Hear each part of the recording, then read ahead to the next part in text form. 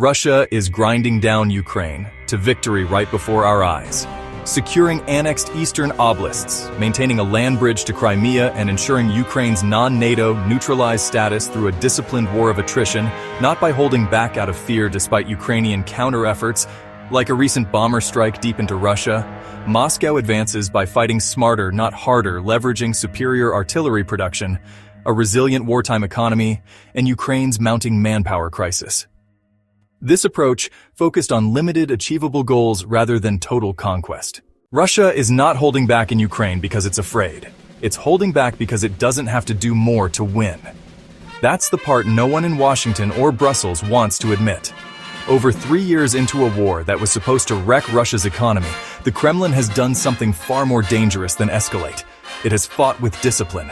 Ukraine carries out massive drone attack on Russian bombers. Even yesterday's dramatic Ukrainian bomber strike deep inside Russian territory. A bold, almost theatrical move does not change the reality on the battlefield. Russia is advancing. Ukraine is eroding. So much of the Russian military remains uncommitted. The Air Force has not been unleashed in full. Long-range missile strikes are calculated and limited. Elite ground units are rotated and preserved. Ukraine is running out of men. Mobilization is flagging.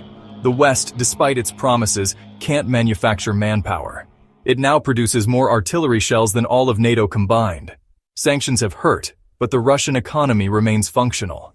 On the battlefield, the payoff is becoming visible. Avdiivka has fallen. Ukrainian units are being pushed back in Donetsk and Zaporizhia. Russia is not sprinting toward Kiev.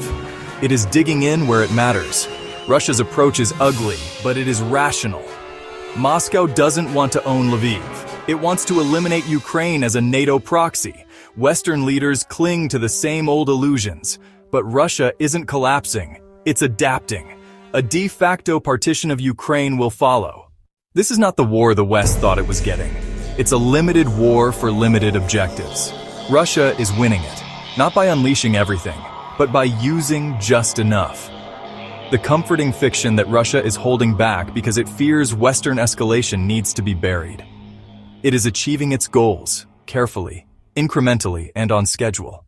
It will be blindsided by the quiet truth that the war is ending, and that Russia got exactly what it came for.